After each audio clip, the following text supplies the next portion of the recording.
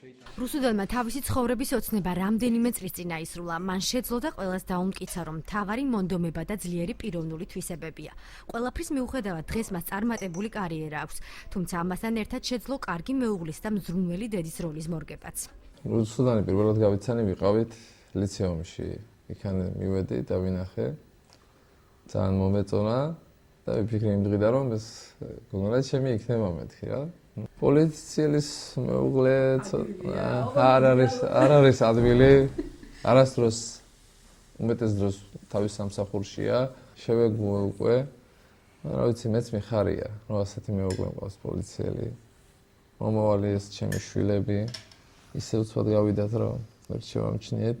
მეუღლის გვერდში დგომის გარეშე დღეს იგი ალბათ ვერ შეძლებდა პოლიციელი ყოფილიყო. მას გადატვირთული რეჟიმით ცხოვრება უწევს და ყოველ დღე, როცა სახლიდან სამსახურისკენ მიდის, თავის ოჯახზე ფიქრობს. 16 წელი თანაცხოვრების ეტაპზე იცის, რომ თუ რამე დავისახე მისნად, აუცილებლად მივაღწევ. ორი შვილი მყავს მეთქი, ორივე ვაჟები. რა თქმა უნდა, რთულია ბავშვები და თან ესეთი რთული კარიერა, რასაც ქვია ღამით არა ვარ სახლში და ხშირად ესე ხდება მოულოდნელად წასვლები ღამის 2-ზე 3-ზე საქმესთან დაკავშირებით, თუმცა ყველაფერს ისე მიეჩვიენ, რომ სახლში ვარ მეკითხება და დღეს არაფერი არ ხდება. რუსუდანი განყოფილებაში ერთადერთი ქალია, ამიტომ საქმეს მთელი პასუხისმგებლობით ეკიდება. შეიძლება ითქვას, რომ დღეს მას უკვე ყველაფერი აქვს, თუმცა ყოველთვის ასე არ ყოფილა. იგი უკვე ღიმილით იხსენებს იმ დროს, როცა ფორმა პირველად ჩაიცვა და პირველ დაბრკოლებასაც წააწყდა.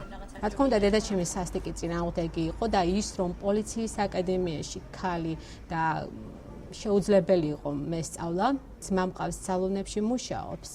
ფორმა იმდენად მხიბლავდა რა, ის სულში მქონდა ხოლმე. აი, იყო მომენტი, რომ ჩემი ძმის ფორმა ჩამიცვია და მითქვა, რომ აი, ოდესმე ჩავიცვამ კი ფორმას.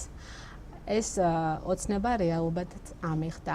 ხალი არ უნდა იყოს პოლიციაში, არსებობს ესეთი ადამიანებიც, თუმცა ყოველივე შევეგვე და მიხარია, რომ აი ჩემი წვლილი შემაქვს ამ სფეროში.